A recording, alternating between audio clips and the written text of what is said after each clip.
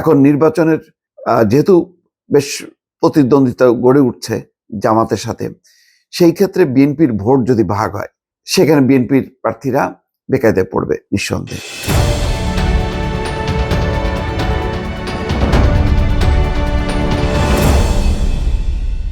নির্বাচনকে সামনে রেখে বিএনপির সামনে অনেকগুলো চ্যালেঞ্জ।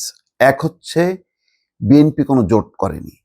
বিএনপির তারেক রহমানের বাইরে এমন কোনো বড় মুখ নেই যারা বিএনপি বা বিএনপি জোটের পক্ষে কথা বলবে।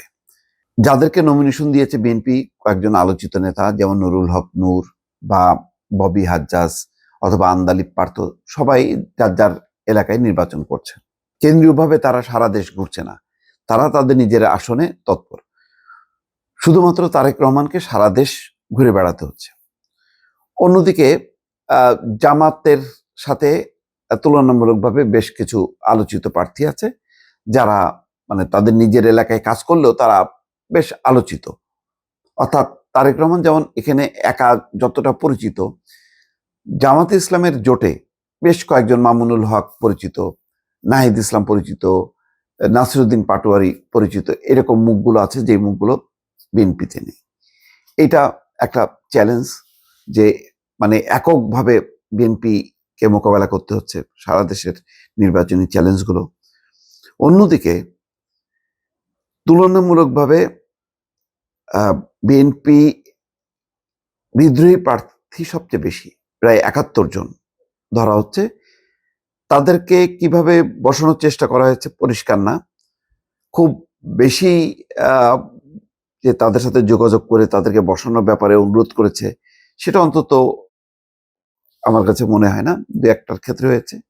তারপরে কোনো কোনো ক্ষেত্রে যেমন রবিন ফারহানাকে মেসেজ দেওয়া হয়েছে, কিন্তু তিনি বসেননি।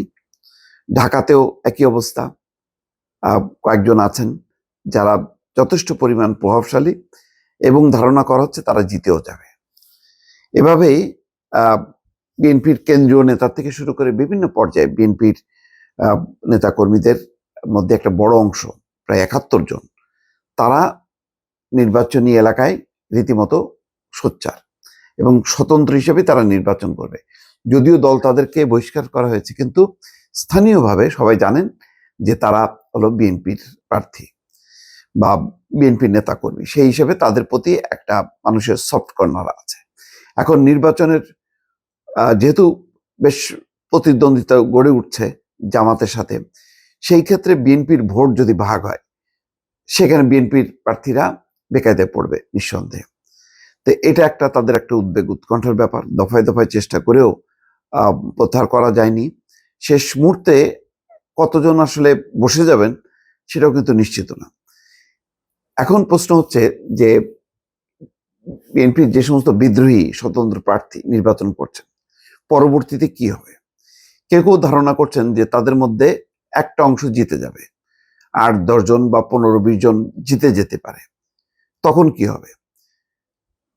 তখন হবে এই যে এবার হাড্ডাহাড্ডি লড়াইয়ে বিএনপি কতখানি মানে জয়ের মতন একক আসন পাবে নিশ্চিত না, কিন্তু এই বিদ্রোহী স্বতন্ত্র প্রার্থীরা তখন হয়তো অবলম্বন হয়ে যাবে।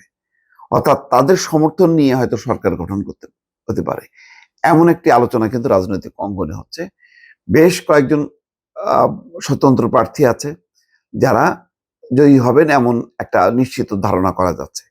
তাদের প্রতি এলাকার মানুষের সমর্থন আছে, সেই সমর্থনের বেগে তারা তুমুলভাবে কিন্তু এগিয়ে যাচ্ছে। এই অবস্থায় তারা যদি শেষ পর্যন্ত জয়যুক্ত হন, তারাই হয়তো হয়ে যেতে পারে বিএনপির প্রধান ভরসা। অর্থাৎ তাদের সমর্থন নিয়েই সরকার গঠন করতে হতে পারে বিএনপি, এমন একটা আলোচনা আছে। যদি নির্বাচনী মাঠে এমনটা হতো যে কোনোভাবেই প্রতিদ্বন্দ্বী, অর্থাৎ বিএনপির যে মূল প্রতিদ্বন্দ্বী জামাত বা তার শরিকরা, তারা মানে কোনো সমর্থন পাচ্ছে না বা তারা একটা দুর্বল অবস্থানে, বিপুলভাবে যদি বিএনপির বিজয়ী হয়ে যাবার সম্ভাবনা থাকতো, তাহলে হয়তো এই স্বতন্ত্র প্রার্থীরা মানে কোনো ম্যাটার করতো না। কিন্তু এখন দেখা যাচ্ছে যে না, বিভিন্ন নির্বাচনী এলাকায় দল এবং প্রতীকের চেয়ে ব্যক্তি গুরুত্বপূর্ণ হয়ে উঠেছে। অর্থাৎ যে এলাকায় যার জনপ্রিয়তা যত বেশি, মানুষ দাঁড়িপাল্লা বা ধানের শীষের চেয়ে সেই ব্যক্তির দিকে ঝুঁকে যাচ্ছে। তাই যদি হয় তাহলে ধারণা করা যায় যে বিএনপির অনেক স্বতন্ত্র প্রার্থী জয়যুক্ত হবেন এবং তারাই হয়তো হয়ে যাবেন বিএনপির জন্য মূল ভরসার জায়গা। দর্শক।